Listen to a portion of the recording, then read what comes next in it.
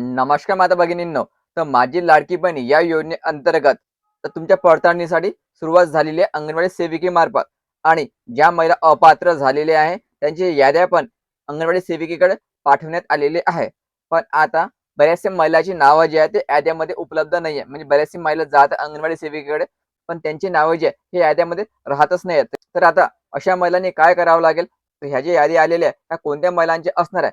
याबाबतची माहिती आपण या व्हिडिओमध्ये पाहणार आहोत. तर यासाठी तुम्ही हा व्हिडिओ शेवटपर्यंत पाहायचा आणि चॅनलवर नवीन असा चॅनलला सबस्क्राईब करायला विसरू नका. तर महिलांनो, माझी लाडकी बहीण या योजनेअंतर्गत पुन्हा पडताळणी अंगणवाडी सेविकेमार्फत सुरुवात झालेली आहे.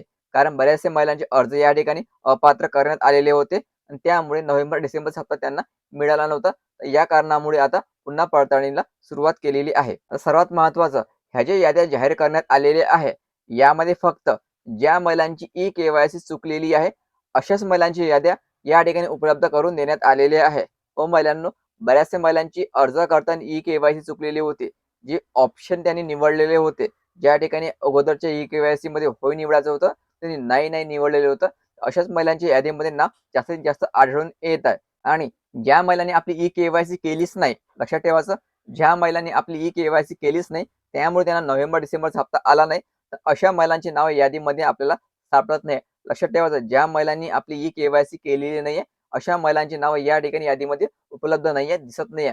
पण ज्या महिलांची ई-के-वाय-सी करताना चुकी झालेली आहे, अशाच महिलांची नावं या ठिकाणी उपलब्ध झालेली आहे. त्यांची यादी या ठिकाणी पाठवण्यात आलेली आहे.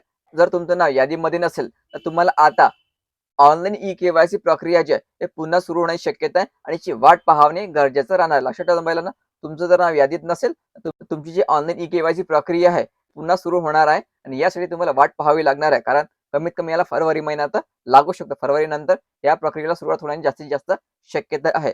कारण बऱ्याचशा समस्या या ठिकाणी महिलांना पुन्हा पडताळणीसाठी येत आहे. तर काही ठिकाणी अंगणवाडी सेविकेकडे याद्या आलेल्या नाही आहे. काही ठिकाणी अंगणवाडी सेविका ही प्रक्रिया करण्यासाठी नकार देत आहे.